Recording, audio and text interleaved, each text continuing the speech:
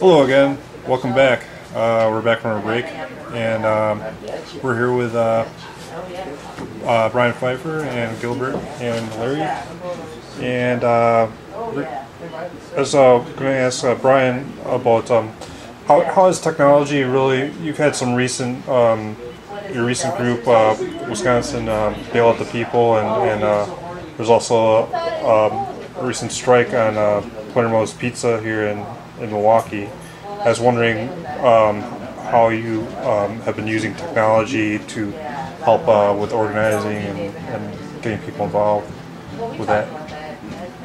Yeah, well, I think in the past sometimes even the geographical location of Palermo's is in a valley, and it's like if you're not driving past or go down there, it's hard to see what's going on, number one. And I think just in general, before the internet and before technology could get these information out, a lot of times local strikes like this were, somewhat isolated, and it was hard to get information for them. It was hard to get the word out, and if you did get the word out, it took a while, right? If you had a leaflet or if you had some kind of information that you wanted to get out, you had to send it in the mail, and sometimes that took a day, 2 days, 3 days, or longer.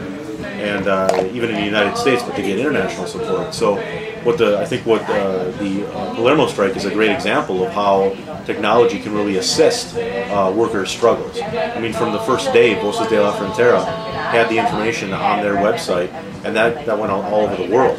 And then people, started to, on Facebook and other kinds of social media, Twitter, etc. Within seconds and minutes, there was information going on all over the place. Not just informational, like this thing is happening on this day, this is what happened, this is who said what. But information like come down to the picket line at this time, at this date, and come and support this, and that went on all over the place. So within a day or 2 days or 3 days, or even within a day, the first day, there was all kinds of different people there from all kinds of different nationalities and unions and community and student support and all of that.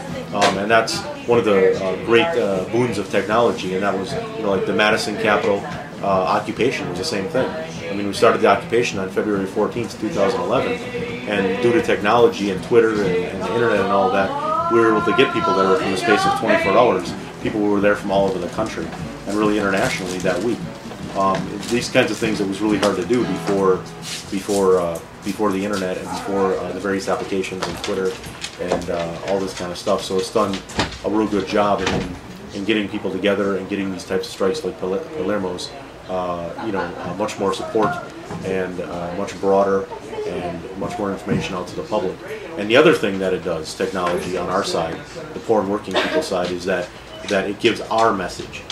Before the internet became more accessible and people took control of our technology, we had to confront the corporate media, which had the billions of dollars to control the message. Today, we can control the message and the content and the form much more than we could in the past, and that's one of the great aspects of technology today. Just like there could be just a complete shutout of the news media, but at least there's some sort of presence there on the internet people have access to. Thanks. Why don't you tell us a little bit about the strike? And I know it's not exactly on subject with technology, but maybe if you could talk a little bit about this Palermo strike for our viewers.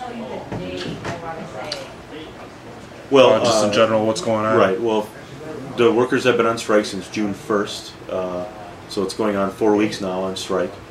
And the workers went on strike because of safety issues. There was many different safety issues that were being ignored by the company.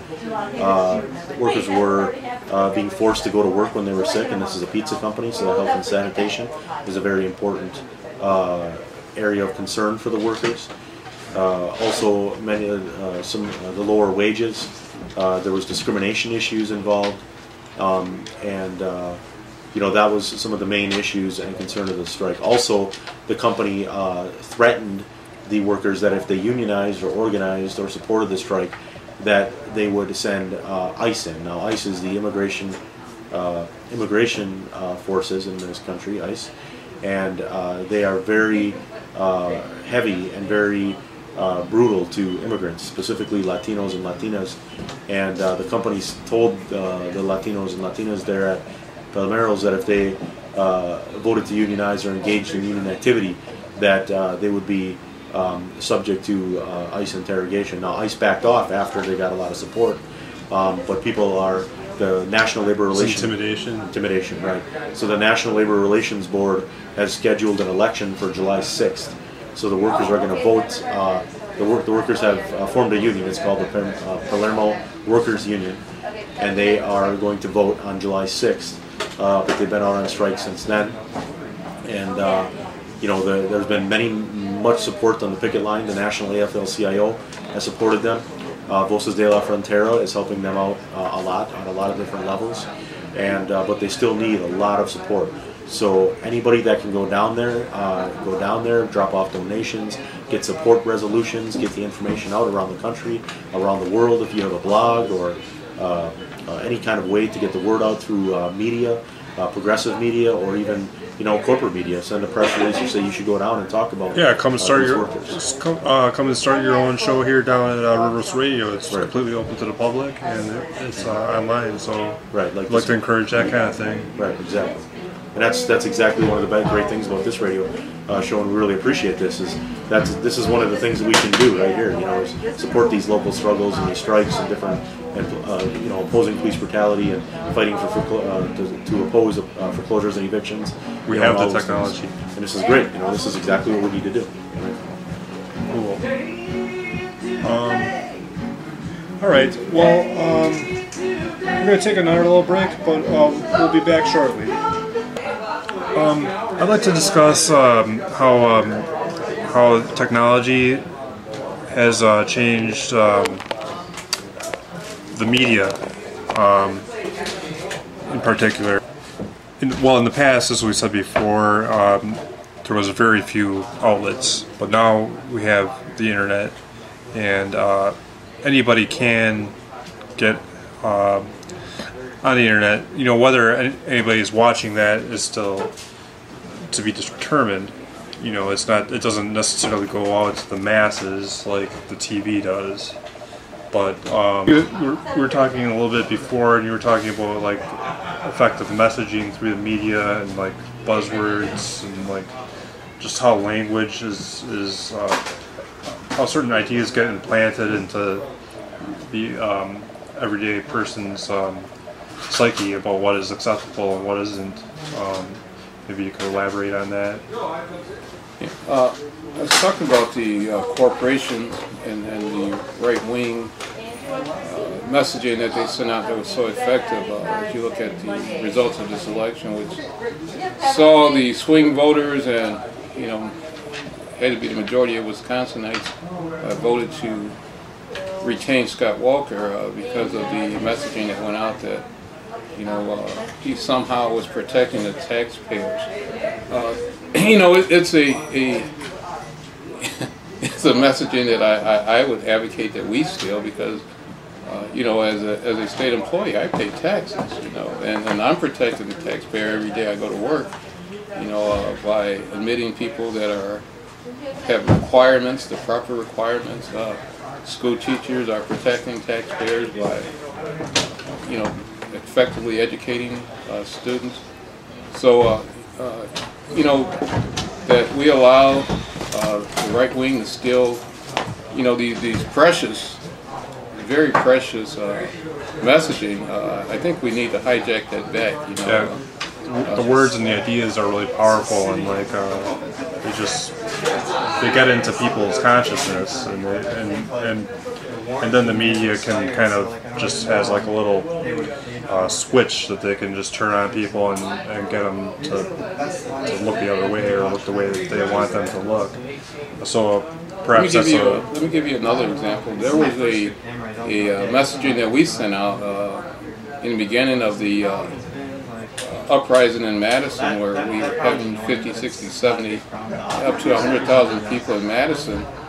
They tried to say we were union thugs, and when we embraced that word, all of a sudden you had union thug T-shirts, and you had union thug little kids with union thug on, where it became a popular sentiment to be a union thug, where a union thug then meant that, you know, you stood up and you spoke out.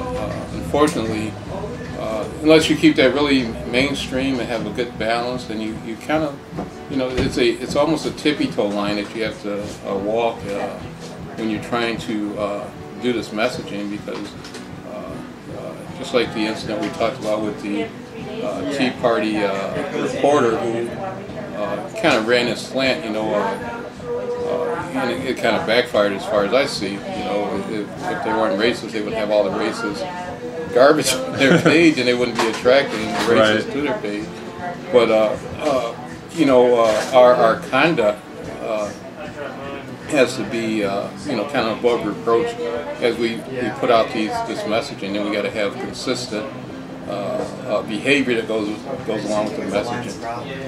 Yeah, and those ideas really spread really quick. So I guess that's something for the community to take stock of, that, you know, we can really use our voices, and like it can be very powerful these days, especially. Do you have any thoughts on that, on the media? You're 35 years old. I'm 42. So it's changed a bit for the better, I guess. You know, but you know, I don't know. Anybody who wants it, I guess, you know, has capability of just getting on a computer now. Where in the past, you know, we were subject to broadcast TV, and you know, so I guess that has to be thought of as positive. But the 60s was a big area. There was a lot of activism back then. Thank you so much. I don't know if that just had, you know, I don't have any thoughts about that, but like the Occupy movement was really big on the internet, all over the world. Seven?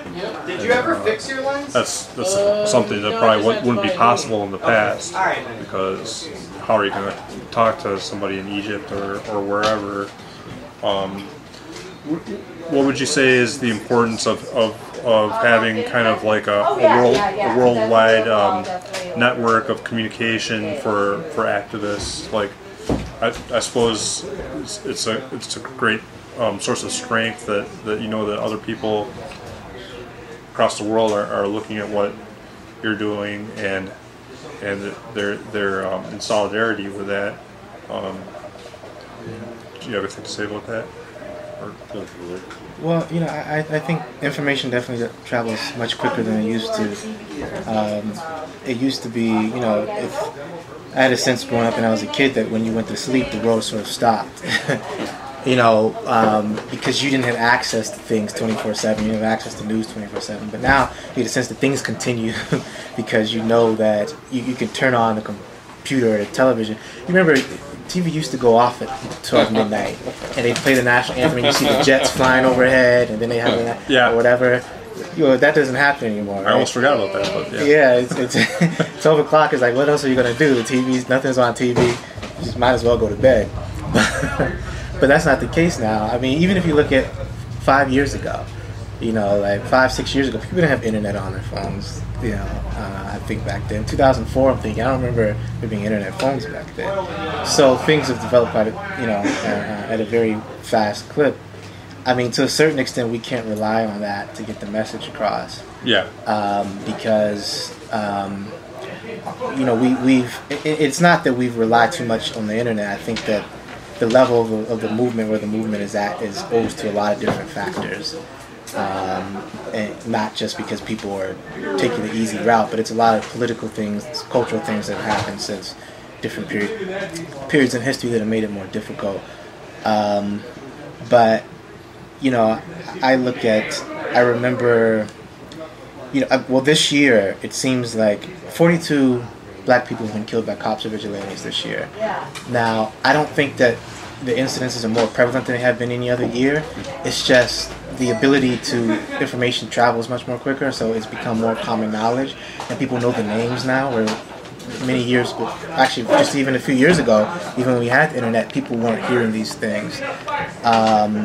So, and it's not that just that when we think of media, we think of mainstream media. We can't rely on mainstream media, but I'm talking about media such as yourself and people who take it upon themselves to get information out there. Independent media, alternative media sources out there. Anybody can have a radio show on the internet now. You can have a television show. You can put information up on YouTube and get information out there that you can't rely on CNN, Fox, MSNBC, or any of their affiliates to actually do. Yeah, it should be a very powerful thing, you know.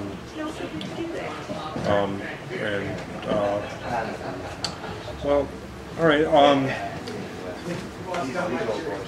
Thank you very much for joining me on TechQuest, and we might be back next week, or well, we're not sure. But once again, you can contact us at rwtechquest@gmail.com, and please get involved, give us our feedback, and join us. Help us out. That'd be great. Okay, thank you very much. Thanks. Stay there.